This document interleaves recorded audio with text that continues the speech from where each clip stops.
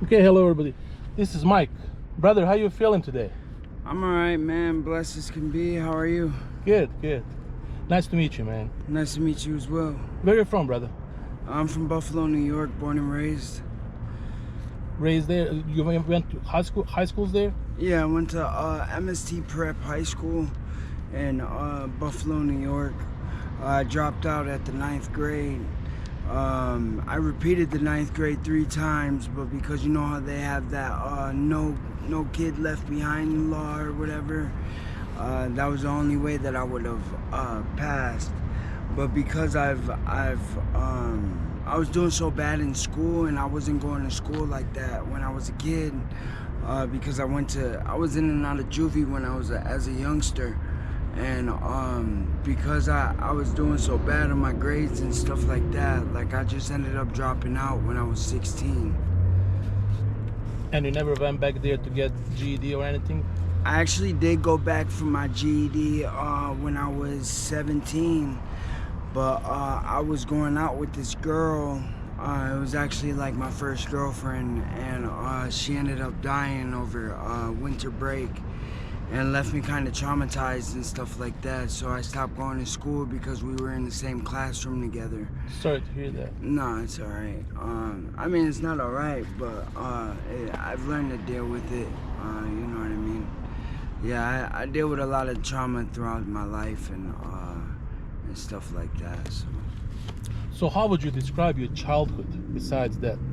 Traumatic. Traumatic, dramatic, and it was, I mean, like I wasn't raised a bad kid or whatever. I just hung around the wrong people. And everybody that said they were my friends, that they were down for me, and you know what I mean? Like they weren't really my friends in the long run. I grew up like getting fucked over a lot by people that claim they have my best interest at heart, but when it really came down to it, they didn't have the best interest for anybody except for themselves. You know what I mean? So yeah, growing up it was kind of hard for me to. I used to get bullied a lot in school because I was overweight. And I used to always try to hang out with everybody. I wanted friends when I was a kid, you know what I mean? And yeah. Did you grow up with your biological parents? I never had my dad in my life. No, I never met him. I don't know his name. I never seen a picture of him. All I know is that he raped my mom, and that's how I was born. So I grew up like kind of questioning about, cause like I have a younger sister and an older brother, and my younger sister and my older brother have their dads in their lives, and I always grew up like, where the fuck is my dad? You know what I mean? Like I'm a mistake, this, that, and the third. I always thought that like, and I always thought like I was a mistake and that I didn't like that. I was just born to be a fuck up. And my mom used to tell me all the time, she was like, I chose to give you life, and I chose to bring you into this world and stuff like that. So you're a blessing, not a mistake. And just like growing up with that in mind, like I don't know, it was kind of always weird, like seeing dads, like not dads coming into my life, but dudes going out with my mom and coming in and out of the house and stuff like that. And now I have a stepfather. He's been in my life since I was 11 years old. But before that, it was really hard for me to understand like what I wanted out of like a parenthood, out of a stepfather figure. So it was that me and him never got along at first. We didn't get along until like later on in life, like after I got out of placement. I was in juvenile placement for 3 years. And then when I got around like 18 years old, when I was 18 years old, I stole about $500 from my brother, and I got kicked out of my mom's house indefinitely. And ever since then, I've been homeless. I've been struggling with couch surfing. I've been struggling with like finding a place to stay and stuff like that. And how old are you now? I'm 26 years old. Yeah, I've been moving state to state, like trying to find the right home for me. I guess How long you been in Phoenix here? Since I was 19, I've been in and out of this state. Yeah. Going back and forth? Yeah, I've been like going, cause before Phoenix, I was in Florida, and I ended up overdosing at this sober living that I was at in Florida, and then I woke up in the mental hospital, and JFK hospital, and I met my ex-girlfriend there, my first love, quote unquote. And she introduced me to Arizona because she had family out here, and we didn't have anywhere else to go out in Florida, so we was just like, all right, fuck it, well, come out to Arizona. So I came out to Arizona, I got hooked on drugs pretty bad, and then yeah, I got hooked on drugs. What do you use? I was using methamphetamine for a long time, but I haven't done that in about 2 years. At what age did you start using drugs? 18, I started sniffing coke, and then the harder stuff came after that, probably around 19. I started doing heroin. I haven't done that in about 4 years. And you said you went to those rehabs, right? Yes, I've been. How did it go? It was alright.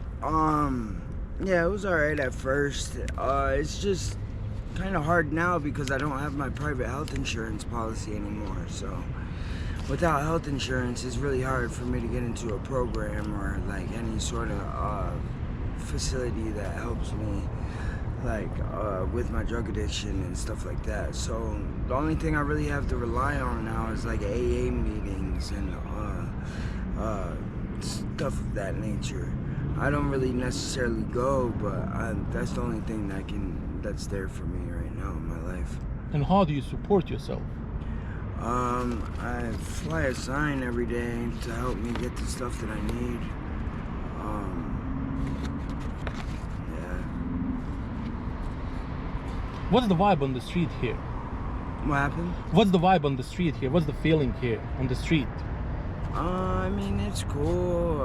It's not cool, but I mean, it is what it is. I really just stay to myself for the most part.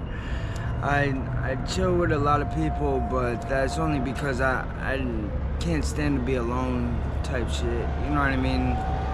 A lot of the times I'm depressed, and being around other people helps me get out of the depression. Do you keep in touch with your brother and sisters and your mom? Do you keep in touch with them? Yeah, I keep in touch with my mom, my stepdad, my grandma. I haven't talked to my sister in years. I haven't talked to my brother in years. Ever since I stole that money from him. Do they know about your situation, current situation here? Yeah, I'm pretty sure he does. Yeah. So do you have any support coming anyway or no? I mean, like, kind of, not really. It's kind of hard for me now because my girlfriend's in prison, and I don't really have anybody to like lean on in that sort of like emotional sense. You know what I mean? So yeah, it's kind of hard for me these days, but I'm getting through it. What would be one thing that people would never guess about you by just looking at you?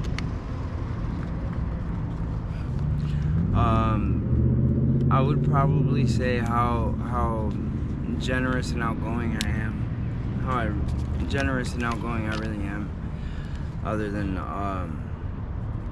you know, what other people see and stuff. If you could go back to any age in your life to start over, if you want to start over, which one would you choose? 16 years old when I dropped out of school. That would be age when you would start all over? Yeah. Yeah, I would definitely stood in school, got my high school diploma, because now I see how hard it is to get a good paying job without a high school diploma. And even getting a GED is like still hard to get a good paying job. So Where do you see yourself, let's say, in 5 years? honestly, I really don't know. Hopefully doing good off the streets with my girlfriend. Hopefully we're still together. Probably married or something, having kids. But first things first, I definitely would want to see myself off the streets, like in an apartment somewhere with a nice paying job. I think that they have some kind of programs here that they can help you out with, apply for the programs in Section 8, so you might wanna, you know what I mean, see what's going on with that. Yeah, most definitely. What message do you have to people that are thinking about using drugs or going different routes? Don't do it. This shit'll take over your life. Seriously.